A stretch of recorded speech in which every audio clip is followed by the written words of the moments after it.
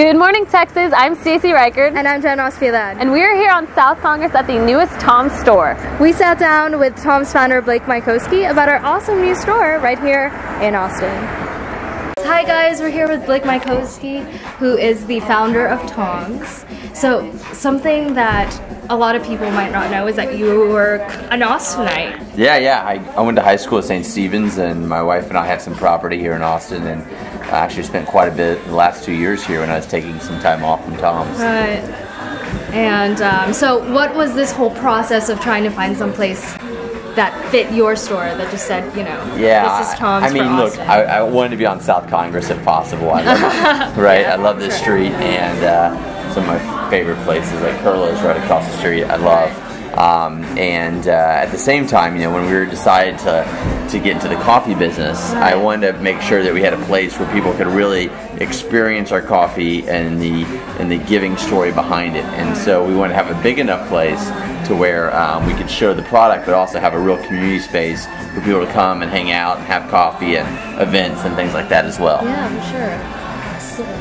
So you made that announcement yesterday. Can you tell us about it? Yeah, so yesterday we announced that we're now in the coffee business, TOMS Roasting Company, and for every bag of coffee we sell, we give a week's worth of clean water. So it says this bag provides water, and then for every cup of coffee we sell here, or latte or cappuccino, we give 1 day's worth of water, and that's through an amazing partnership with an organization called Water for People, and we're able to give water back to the countries where we're buying the coffee from.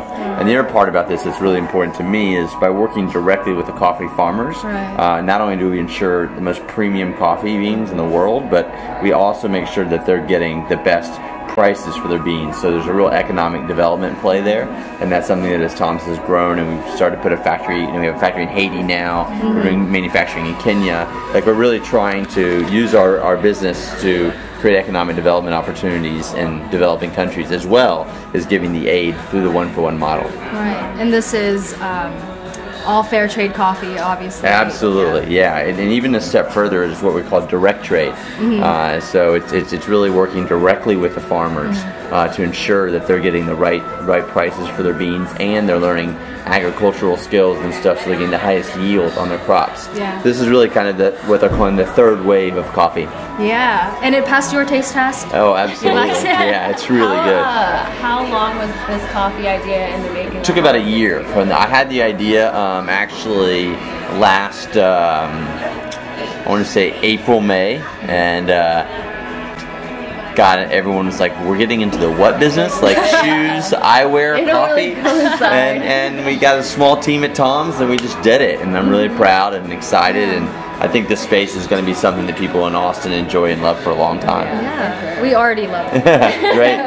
So can you tell us what does the phrase one for one mean? Yeah, so the idea of one for one started 7 years ago with our shoes. So every pair of shoes we sell, we give a pair away, one for one. Then we moved into sunglasses and optical glasses, and every time we sell a pair of those glasses, we help give someone their sight back, one for one. So we do that with cataract surgeries, prescription glasses, medical treatments.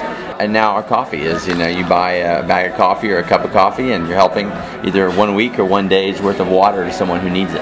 How is the demand for like all of your merchandise? Is it high demand? I know you have people who are kind of like copying you, like, you know. Yeah, I mean, look, anytime you get something going that, you know, especially in fashion and style that's successful, you're going to have, you know, other brands copy you. I mean, that just happens. But, you know, the business continues to grow, not only domestically but globally. And I think a big thing is like coming out with new types of shoes. So, you know, like different shoes for guys, and, you know, I'm wearing the Brogue, and, you know, we have all different types of wedges and ballet flats now for girls. So I think that's the key thing, is to keep the growth, is just keep on evolving and innovating around the product. Is the classic, you know, slip-on still your number one? Yeah, classic slip-on will probably always be our number one bestseller. It's just easy, it's comfortable, people love it, so yeah. It's my go-to shoe. Yeah, great, thank you. And we're definitely wearing our TOMS today. Yes, great, I know, you got your UT on. I love these. Yeah, great. So if you have any advice for somebody who's starting up a business, you know, what do you think you should they should do? Yeah, I think the main thing is to really focus on what you're most passionate about. You know, I mean, like starting a business is really difficult, and it's hard, and it sometimes like takes longer than you hope, more money than you hope, and what's going to make you successful is just passion, right? You know, you've got to in those tough times, if you're not passionate, you know, it won't work. So I think really looking at, you know, what you're most passionate about and letting that drive your decisions for what business you want to start.